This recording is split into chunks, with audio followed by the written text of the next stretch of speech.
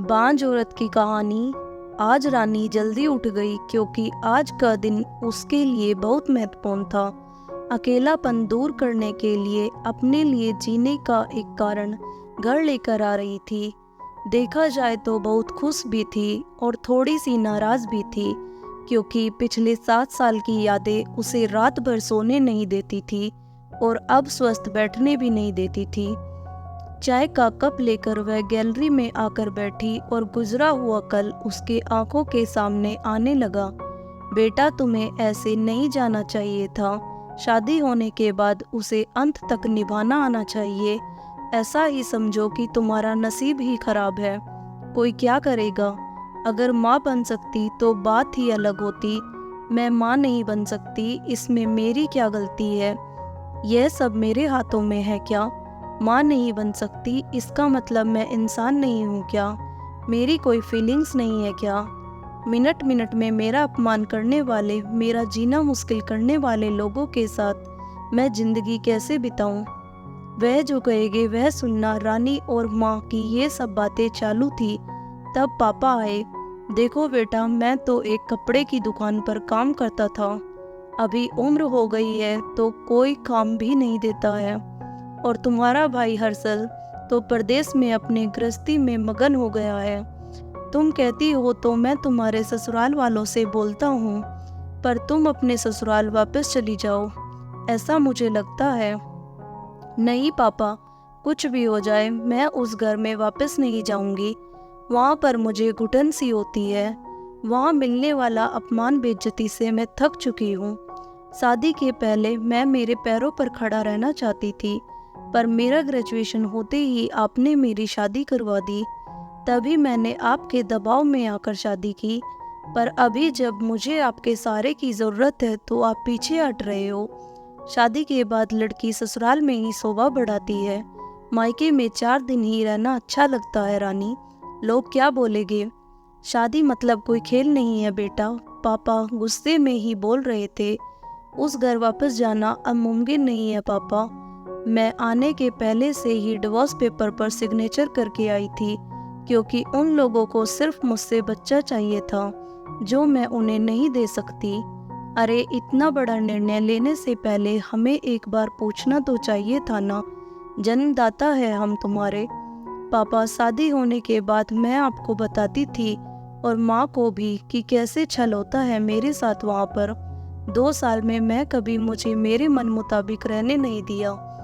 जब मेरी रिपोर्ट आई और समझा कि मैं कभी माँ नहीं बन सकती, तो वैसे ही इन लोगों ने मुझे अपने असली रंग दिखाने चालू कर दिया।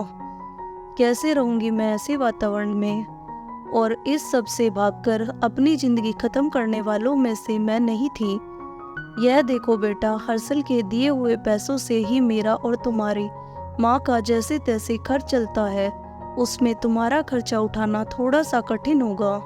डिवोर्स पेपर पर साइन करने से पहले इन सब का विचार मैंने किया था। मेरे पास के सोने के गहने लेकर आई हूँ मैं, और एजुकेशन लोन निकालकर मैं 6 महीने का कोर्स करने वाली हूँ जिसकी आज मार्केट में बहुत ज़रूरत है। उसके बाद मुझे अच्छी कंपनी में नौकरी मिल सकती है। मैं आपके ऊपर आर्थिक बोझ नहीं डालूंगी पापा। मुझे जीवन जीना है, संघर्ष करूंगी और कमाऊंगी। विश्वास कीजिए मेरा। सब लोग क्या बोलेंगे बेटा, क्या जवाब दोगी उन्हें। माँ आंखों का पानी छुपाते हुए बोली। माँ बोलती थी कि वक्त आया तो सच क्या है बोल देना चाहिए। जब मुझे ससुराल में जानवरों के जैसा बर्ताव हो रहा था तब कहाँ गए थे ये लोग। समाज में बड़ा करो, शादी कर दो, बस इतनी ही जिम्मेदारी समझते हैं। बेटियों को बड़ा करके योग्य पढ़ाई देकर खुद के पैरों पर खड़ा करना यह माता पिता की ही जिम्मेदारी होती है, ताकि आगे जाकर कभी खराब हालात हो तो उसे इस्तेमाल कर सके। तय किए मुताबिक रानी ने 6 महीने का कोर्स किया और तुरंत उसे एक अच्छी कंपनी में काम भी मिल गया। वो बहुत खुश हो गई थी, सब अच्छा चल रहा था। बीच में छुट्टी लेकर माता पिता को नज़दीक रहने वाले पर्यटन जगह पर घुमाने लेकर जाती थी। माता पिता बीच में ही दूसरी शादी की बात छेड़ देते थे। कई बार तो लड़कों को देखने के लिए भी बुलाया करते थे। एक लड़का तो डिवोर्स हुआ था तभी उसे स्वीकार करने के लिए तैयार था। पर पहली शादी ने ही इतने दुख दिए थे कि दूसरी शादी के लिए उसका मन तैयार नहीं था।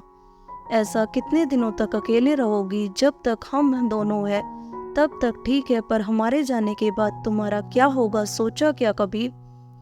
उम्र भी कितनी छोटी है तुम्हारी अभी, ऐसा उसके पापा उसे समझा रहे थे। माँ पापा, आप दोनों मेरी शादी का विचार करना बंद कर दीजिए। आप दोनों को खुश देखकर मैं खुश होती हूँ। मेरे दोस्त सहेलियाँ है ना मेरे साथ, क्यों करनी है दूसरी शादी वाला?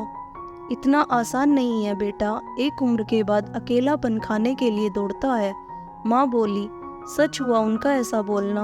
आगे 2 साल में पहले माँ और 6 महीने में ही पापा का निधन हो गया। रानी अब अकेली हो गई। हर्षल भाई और उसकी पत्नी आए और साथ में चलो बोलकर औपचारिकता की, पर मुझे उनके साथ जाकर वापस बोझ नहीं बनना था। मदद के वक्त मेरे साथ खड़े रहो, इतना बोलकर मैंने उनको जवाब दिया। ऑफिस और बहुत सारे दोस्त, सभी लोग की शादी हो गई थी और वे अपने अपने गृहस्थी में मगन हो गए थे। जीने के लिए कोई लक्ष्य मिल ही नहीं रहा था उसे।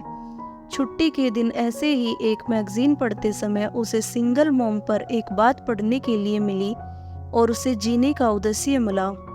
उसने उस ही दिन तय किया और एक 10 साल की लड़की को गोद लेने का प्रयास चालू किया। प्रक्रिया बहुत बड़ी थी, पर बोलते हैं ना, मन में इच्छा हो तो रास्ता मिल जाता है। वैसे वह प्रक्रिया पूरी हो गई और आज वही दिन था कि वह उस लड़की को लेने के लिए अनाथ आश्रम जाने वाली थी।